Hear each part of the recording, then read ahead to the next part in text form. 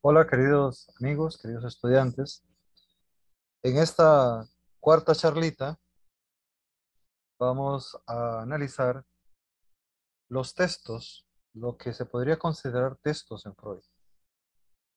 Llamamos texto a todo aquel elemento que pueda ser interpretado, que pueda ser sujeto al análisis psicológico.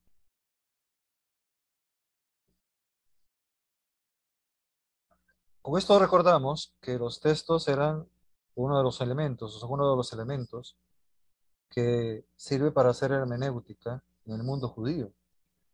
A los judíos les interesa interpretar los textos sagrados, por ejemplo.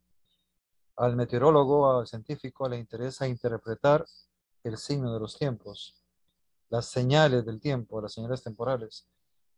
Tiene que ver entonces con una actividad muy judía, interpretar. Y recordemos que Freud, aunque es un descendiente de judíos y no practica el judaísmo, sí es descendiente de judíos liberales que practican a su manera y transmiten todavía a su manera algunas costumbres, alguna manera de interpretar y de estudiar del mundo judío. Pues bien, entonces los textos que se analizan, ¿cuáles son en Freud? El primer texto es indiscutible, es el primero que él trata, son las manifestaciones histéricas. Lo estudia junto a Bauer y lo estudia junto a Charcot también, las manifestaciones histéricas, o sea, aquellas acciones exageradas que de alguna u otra forma desde la conducta se originan, desde la vida psíquica se originan y condicionan los movimientos corporales y que se expresan de una manera exagerada en la vida consciente. Ese es el primer elemento, el estudio de las histerias. Cuando se da cuenta que algunas histerias responden con la hipnosis y otras con la sugestión, empieza a preguntarse si realmente detrás de esto no es la hipnosis y la sugestión la mejor manera de leer, de interpretar el texto de la histeria. Y es cuando se adentra al tema del psicoanálisis, a la actividad psicoanalítica, a interpretar lo que los síntomas externamente visibles demuestran de una vida psíquica interior. Y entonces descubre a los sueños, el otro texto, los sueños, y elabora entre 1900 y 1902 ese gran tratado que es el estudio de los sueños, la interpretación de los sueños, que es otra vez una actividad muy judía. La encontramos en el Génesis, la encontramos en el Éxodo, la encontramos en los profetas menores y mayores, o sea, es muy judía interpretar los sueños. Y los sueños, para Freud, se elaboran oníricamente, es decir, se elaboran dentro de los mismos sueños, se transforman dentro de los mismos sueños y se elaboran, se trabajan en el inconsciente, desconocidamente y de una manera aleatoria, porque en el sueño todo es posible. Es una realidad onírica, no se puede discutir con el sueño, es una realidad que se construye desde adentro y que no se sabe por qué se construyó de esa manera, ni con qué elementos, sino con qué energía. Tiene que ver una energía. Freud es neurofisiólogo en el fondo. Tiene que ver una energía y esa energía de alguna u otra forma se transforma en un sueño que a veces se recuerda al despertar y a veces no se recuerda al despertar, pero que siempre tiene una carga emotiva y que va a impulsar la vida consciente del soñador. Hay que saber leer el sueño, dice Freud.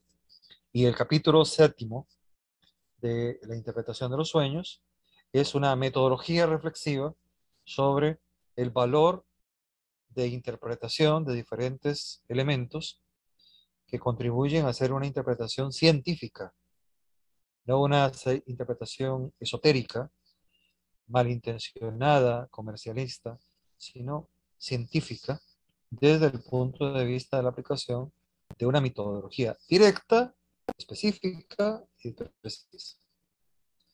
Luego podemos estudiar el texto de los recuerdos.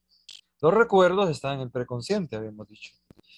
Voluntariamente se les puede recordar, se les puede venir a traer a la actualidad, como voluntariamente, eh, entonces tienen su propia vida, o también podrían venir a la superficie involuntariamente. Pero están en el preconsciente los recuerdos.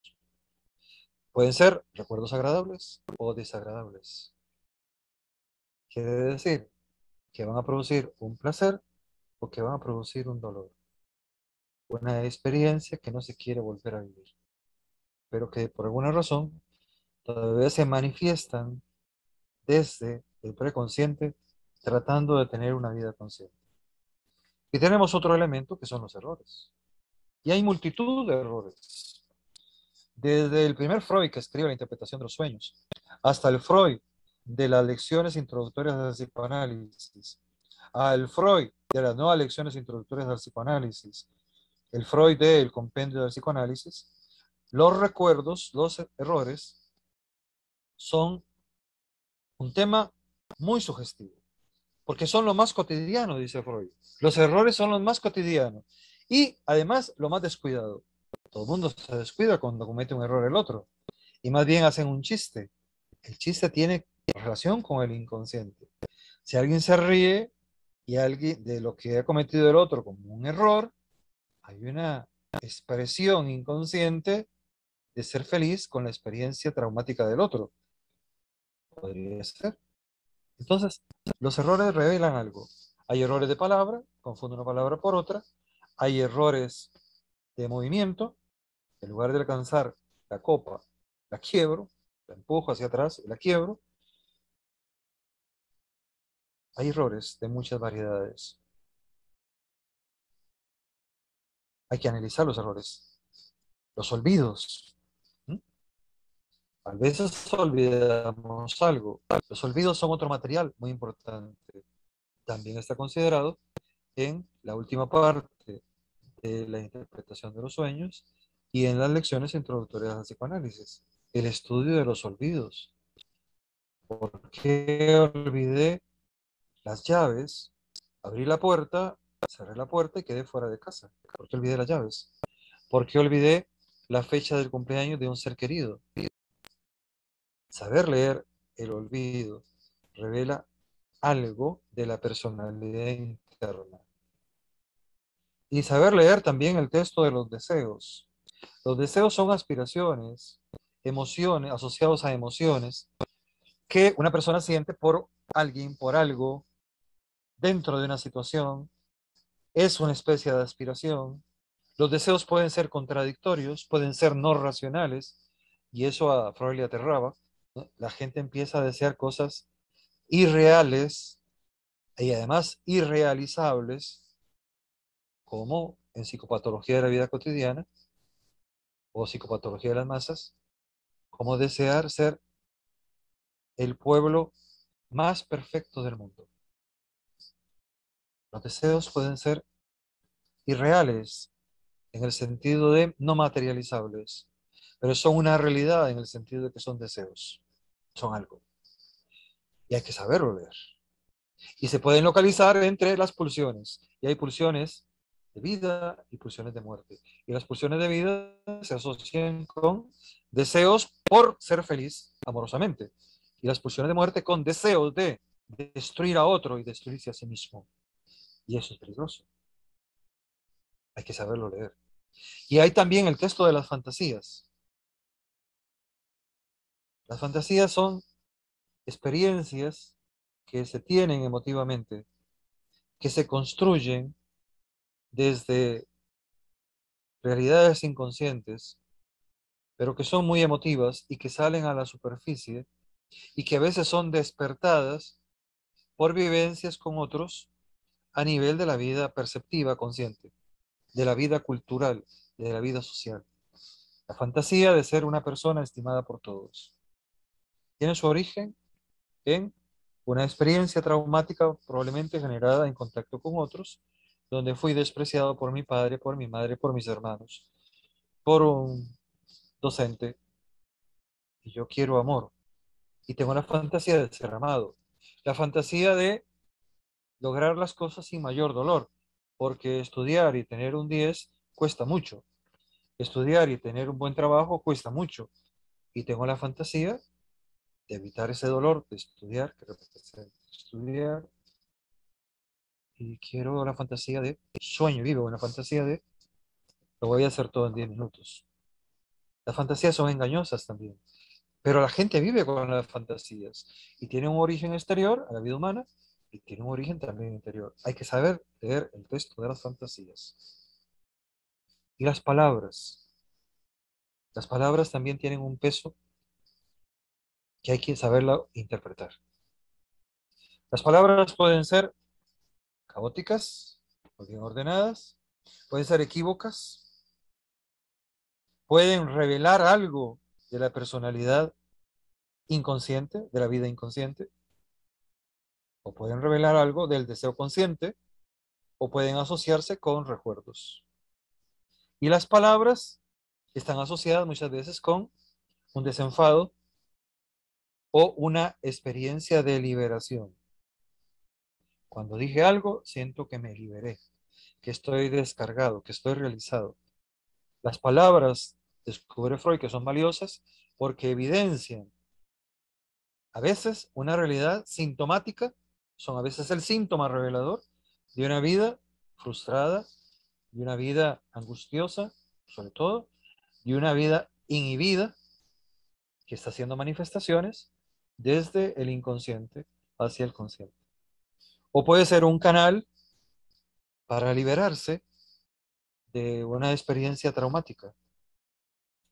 Quiere decir entonces que las palabras son importantes para el psicoanálisis porque están asociadas con la superación de la experiencia dolorosa traumática, la superación de una neurosis, la superación de una perversidad, incluso de una perversidad. Y esto de las palabras y de las fantasías, de los deseos, de los errores, de los recuerdos, de los sueños, de los olvidos, está sujeto a términos de construcción energética freudiana. A un término que se llama, cada uno de ellos está sujeto a los siguientes términos: catarsis, catexis y sublimación. La catarsis es la relajación, la realización que siente una persona cuando se encuentra en la situación de satisfacción de su placer, la satisfacción de su fuerza energética que buscaba canalizarse y expresarse en una actividad, en una acción, en una obra concreta. Eso es catarsis. Catarsis es liberación. Es una especie de sensación de estar sano y en paz con alguien. Incluso a un nivel elevado, sentirse bien con uno mismo, sentirse bien con los demás, con la naturaleza, y a un nivel más exagerado, más cósmico, también con Dios. El término catexis tiene que ver con depósito energético.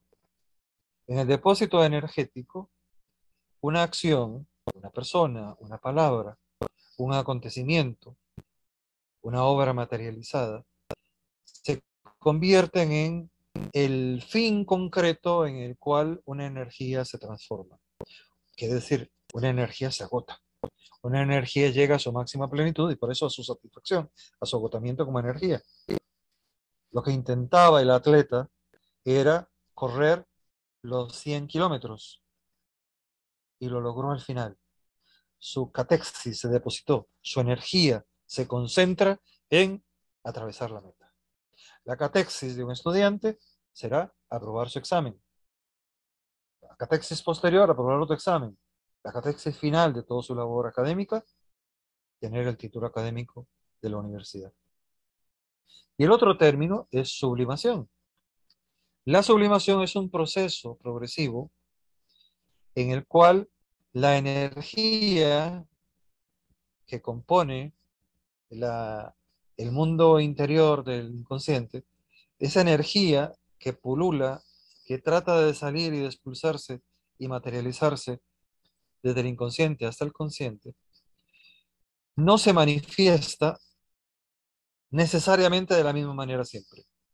Y no necesariamente busca la expresión sexual genital, sino una expresión sí sexual, pero que se va a manifestar de una manera graduada y transformada. Sublimar significa transformación. Transformar la energía en una energía distinta, aceptada a nivel colectivo. Tiene que ver mucho con la palabra que escribe como poema un poeta, la canción que hace el cantante. ¿Mm? Se expresa por palabras la energía que tenía, vamos a decir, libidinal, destinada a buscar un placer, lo transforma de placer genital, que no va a ser concretado, en placer de hacer una buena rapsodia, hacer una buena pieza musical, haber hecho una buena pieza romántica, llevarle a su novia un lindo ramo de rosas. La sublimación es una transformación energética, aceptada colectivamente. Pero también estos textos que hemos dicho tienen un contexto siempre. Y Freud advierte de que hay que tener presente los contextos siempre. El primer contexto, o sea, todo lo que rodea el texto, todo lo que podría explicar mejor el texto, el primer contexto es lo que cada uno de nosotros está viviendo. Eso es inagotable. Lo que cada uno de nosotros, a cada uno de nosotros nos sucede, eso es inagotable. Eso no se puede estudiar. Lo que sucede alrededor nuestro y donde uno está metido, lo que Ortega y Gasset llamaba el mundo, la circunstancia, es inagotable. O sea, en esta misma circunstancia, yo estoy haciendo esta exposición y a la par de mi casa puede estar sucediendo algo que yo no conozco, porque no es de mi inmediata circunstancia ni de mi inmediato interés. Yo cuento con algunas cosas inmediatas ahora, pero con otras cosas no quiero contar y no cuento inmediatamente, aunque están cerca mío. A eso es lo que llamamos entonces historia inmediata, historia de vida. ¿Mm? Y otra es la historia personal. La historia personal es lo que yo admito en mi vida, lo que yo sé que estoy viviendo. O sea, yo sé que estoy haciendo esto para ustedes, yo sé que estoy hablando para ustedes, yo sé que estoy exponiendo unas ideas. Esa es mi historia personal. Yo también sé que estoy en la escuela de filosofía, que tengo unos estudiantes lindos que son ustedes, que ustedes están escuchándome con mucha paciencia, esperando que termine pronto. Eso es mi historia personal. Y hay una historia clínica, que es la historia que el paciente, por razones terapéuticas, esperemos que ciertas, ¿m? Le cuenta, le narra el paciente a su terapeuta.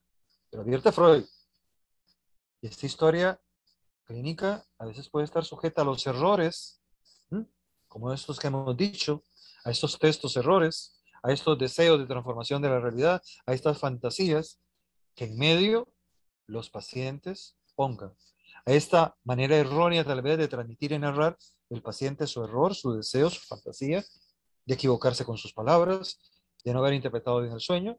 Y Freud dice, y cada paciente menciona el mismo sueño 2 veces después, distinto, que cambia algo. O sea, ¿cómo se puede tener tanta confianza en el historial clínico? Solo por referencia, solo por tener en cuenta que este dato me revela que primero lo narro de esta manera y luego lo transformo de esta manera. Me está narrando algo de la vida.